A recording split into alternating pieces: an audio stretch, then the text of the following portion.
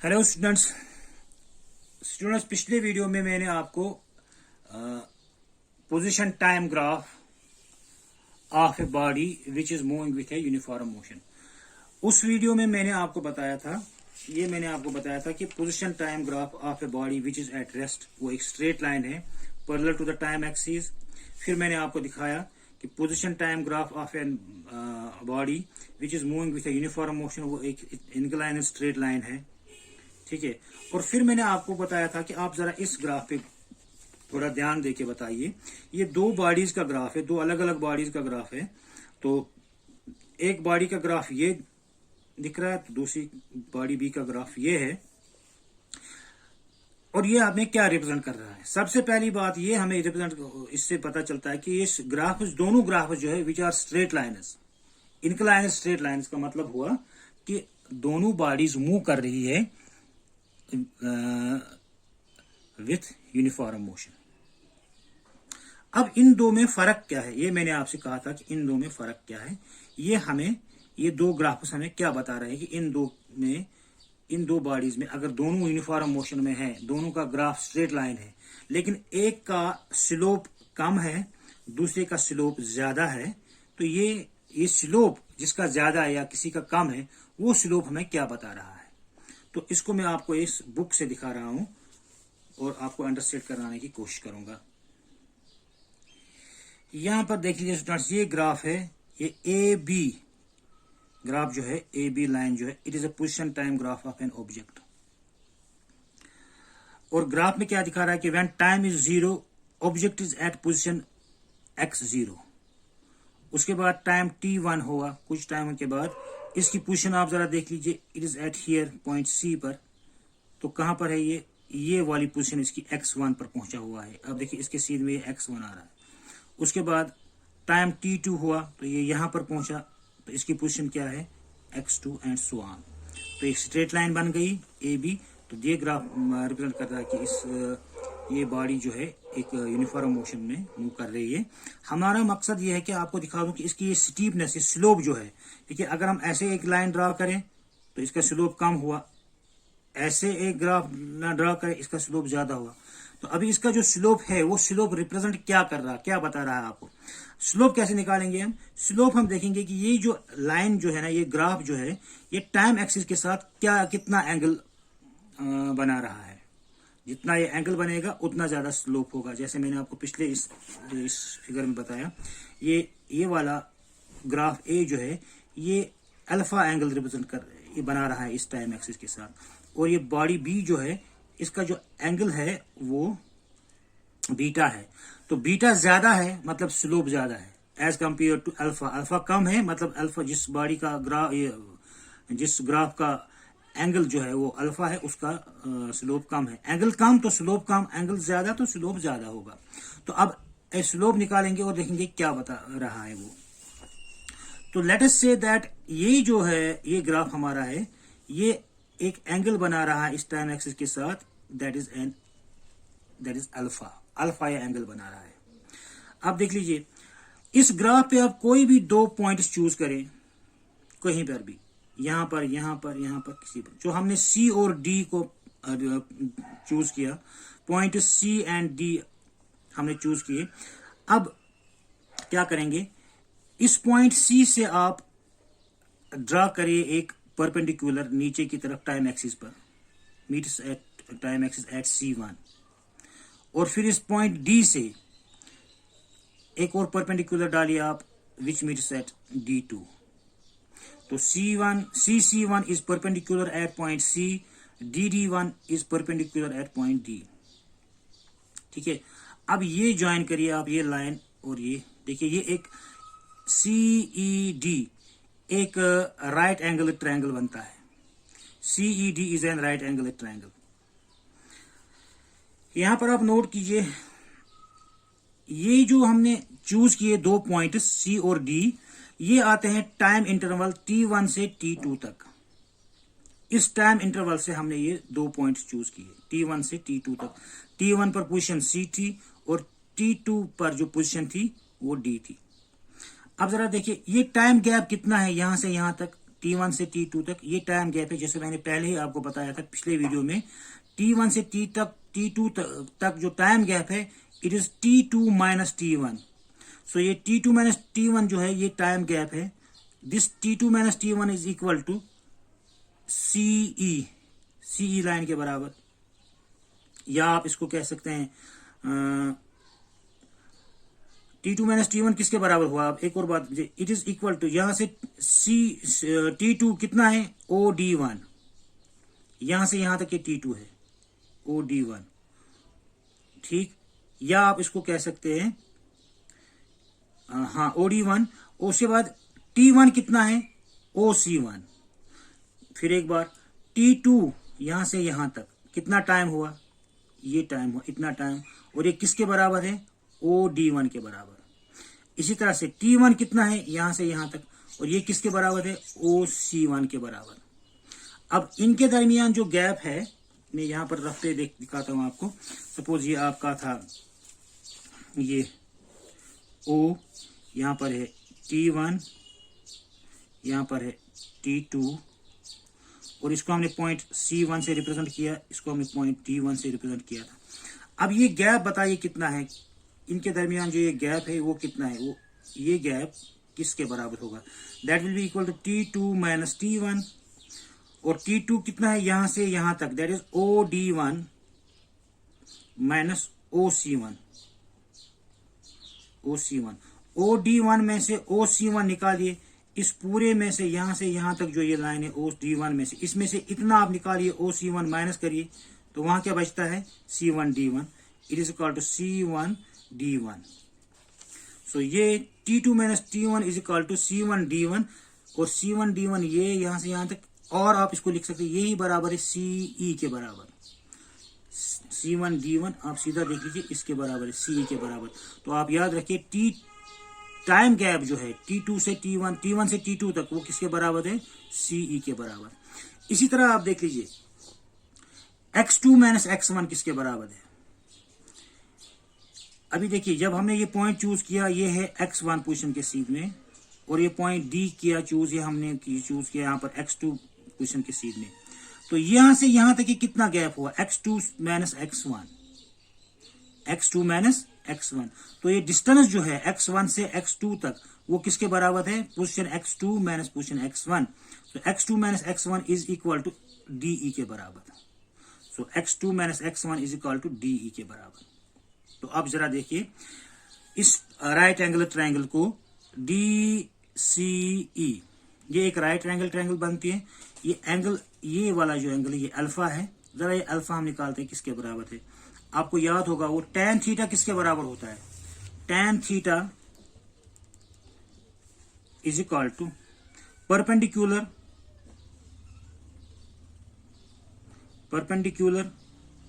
Divide by base.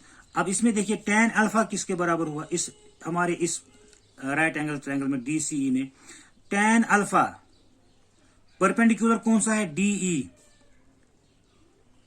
By base कितना है, CE। तो हमारे पास आ गया tan alpha is equal to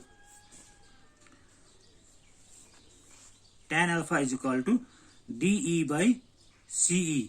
DE कितना है, यहां से यहां तक पहले ही मैंने आपको कहा था, DE जो है ये DE is equal to X2 minus X1। हम DE के बदले लिखेंगे X2 माइनस X1, और डिवाइड बाई CE अभी हमने देखा it is T2 minus T1, X2 minus X1 divide by T2 minus T1। अब याद रखिए हमें यहां पर मिला, हमें इस ग्राफ में tan alpha is equal to X2 minus X1 divide by T2 minus T1। और ये tan अल्फा का जो वैल्यू है इसी को स्लोप हम कहेंगे। tan अल्फा जो जितना होगा वही हो गया स्लोप। दिस tan अल्फा को हम लिखेंगे slope of the graph. Slope is equal to, मैंने आपको कहा ना कि अल्फा जितना बड़ा होगा स्लोप ज्यादा बड़ा होगा, अल्फा कम होगा तो स्लोप कम होगा। तो tan जो है ना, टेंजेंट जो हमें बता रहा है कि स्लोप कितना है, तो वही tan theta alpha means slope is equal to X2 minus X1 divide by T2 minus T1। This X2 minus X1 is equal to slope of the graph. Slope of the graph. अब मुझे बताइए slope of the graph आपने निकाला यहाँ के बराबर x2 minus x1 divide by t2 minus t1। x2 minus x1 क्या है? It is displacement divide by t2 minus t1 क्या है? टाइम। और डिस्प्लेसमेंट बाय टाइम किसके बराबर होता है? ये आपको पता है, displacement by time is equal to velocity. अब आप देख लीजिए, ये एक इंपॉर्टेंट बात हो गई यहाँ पर। Slope of the graph is equal to displacement by time which is equal to velocity. तो आप देख लीजिए, slope of the graph represents the velocity of the body which is moving in a uniform motion. तो जिसका ज्यादा slope होगा उसकी velocity ज्यादा होगी। अभी जो मैंने यहां पर ये बता दिया आपको, ये दो ग्राफ्स, इनमें किसका स्लोप ज्यादा है? बॉडी बी का स्लोप ज्यादा है, मीन्स बॉडी बी की वेलोसिटी ज्यादा है। और बॉडी ए का स्लोप कम है as compare to body B, means की बॉडी ए का जो वेलोसिटी है वो कम होगी। मतलब ये कि जो ऑब्जेक्ट ज्यादा वेलोसिटी से चलता है लेकिन यूनिफॉर्म वेलोसिटी, फॉर एग्जाम्पल एक ऑब्जेक्ट मूव कर रहा है with a velocity of 10 metre per second, और ये यूनिफॉर्मली हमेशा इसकी वेलोसिटी है 10 metre per second, 10 metre per second, 10 metre per second. तो उसका ग्राफ जो हमने ये मान लीजिए बॉडी बी का ग्राफ है। इसी तरह से दूसरी बॉडी जो चल रही है बॉडी 2, उसकी वेलोसिटी है 7 मीटर पर सेकंड, हमेशा 7 metre per second, 7 metre per second, 7 metre per second इसकी बॉडी। तो जिसका स्लोप ज्यादा होगा उसकी वेलोसिटी ज्यादा होगी, और जिसका स्लोप कम होगा उसकी वेलोसिटी कम होगी। तो इन दो में किसका स्लोप ज्यादा है? बॉडी बी का स्लोप ज्यादा है, मीन्स की body B moves faster than that of body A. तो ये हमें बता रहा है कि ये ग्राफ से हमें पता चलता है कि इन दो में से कौन सी बॉडी ज्यादा फास्ट मूव कर रही है, कौन सी बॉडी कम फास्ट मूव कर रही है। तो जिसका ज्यादा स्लोप होगा वो ज्यादा फास्ट मूव कर रही होगी। एक और ग्राफ हम देखेंगे जो इसका है, लास्ट ग्राफ है। अभी देख लीजिए आप, ये ग्राफ यहां पर बुक पर ही बना हुआ है, ये वाला graph velocity time graph of velocity time graph in uniform motion. तो उस बॉडी का वेलोसिटी टाइम ग्राफ जो यूनिफॉर्म मोशन में मूव कर रहा है। चलिए यहां पर मैं बनाता हूं आप पर। सपोज हमारी बॉडी का जो अब ये आप याद रखें, it is not the position time graph, it is the velocity time graph. तो इस साइड में हम वेलोसिटी चूज कर लेंगे एक्स एक्सिस में, और वाई एक्सिस में हम एक्स एक्सिस में टाइम रिप्रेजेंट करेंगे, वाई एक्सिस में हम दिखाएंगे, ये मान लीजिए हमारा टाइम एक्सिस, और ये हमारा वेलोसिटी, ये वेलोसिटी, ये time 0, velocity 0, time t1, time t2, time t3 and so on, velocity v1, velocity v2, velocity v3। याद रखें, it is not the position time graph, it is the velocity time graph. तो let us say that a body is moving in a uniform motion with a velocity v2। एक body uniform motion में है, उसकी velocity है v2। तो मतलब जब आपने उसको देखा उसकी वेलोसिटी कितनी थी? v2। उसके बाद टाइम t1 हुआ, उसकी वेलोसिटी कितनी होनी चाहिए? देखो, अगर ये यूनिफॉर्म मोशन है, तो पहले जो मैंने कहा कि यूनिफॉर्म मोशन है तो वेलोसिटी हमेशा सेम रहेगी। ये आपको याद रखना चाहिए कि अगर एक बॉडी यूनिफॉर्म मोशन में है तो उसकी वेलोसिटी या उसकी स्पीड हमेशा सेम रहती है। तो जब टाइम t1 होगा उस वक्त उसकी वेलोसिटी कितनी होगी? वही v2। तो यहां पर v2, फिर टाइम t2 वही वेलोसिटी v2, क्योंकि वेलोसिटी सेम होनी चाहिए, यूनिफॉर्म मोशन है। तो इसका ग्राफ एक स्ट्रेट लाइन बनेगा parallel to time axis.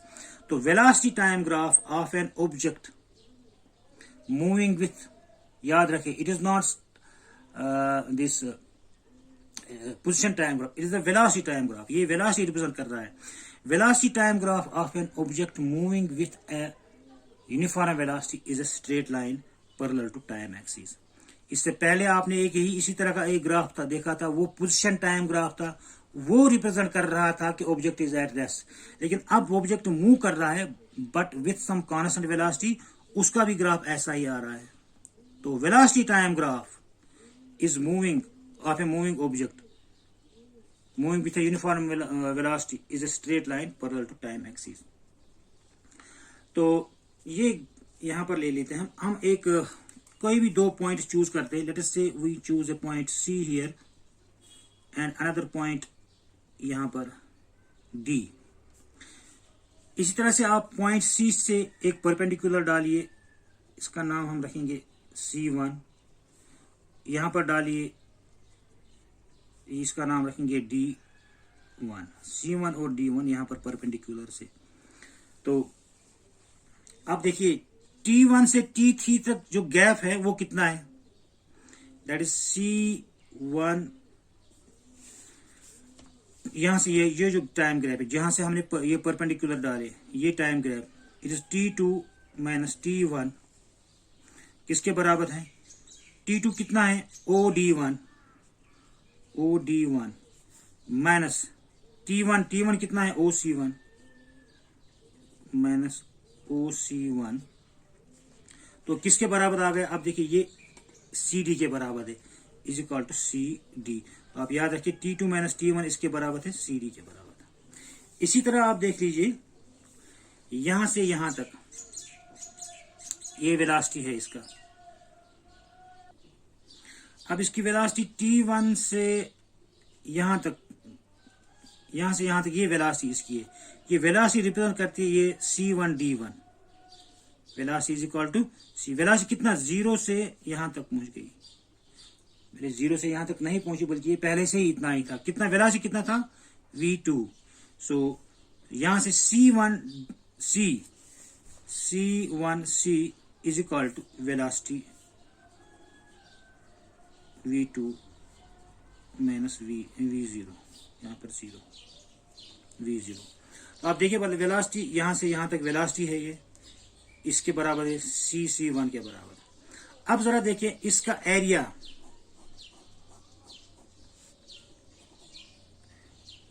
Area of C1D1, इस फिगर का एरिया किसके बराबर होगा, किसके बराबर है, is equal length into breadth, that is C1 into यहां से यहां तक या यहां से यहां तक CD. So area is equal to CC1 किसके बराबर है, CC1 ये देखिए velocity V2 minus V0 into CD क्या है, T2 minus T1, sorry T2 minus T1. अब वेलोसिटी में से वेलोसिटी माइनस करेंगे तो वो तो बन जाएगा वेलोसिटी इंटू टाइम में से टाइम माइनस करेंगे तो टाइम बन जाएगा time. So area is equal to velocity into time. तो वेलोसिटी इंटू टाइम किसके बराबर होता है, आप यहां पर इसको देखिए, फार्मूला को थोड़ा रिवाइज करिए. Velocity is equal to displacement divide by time.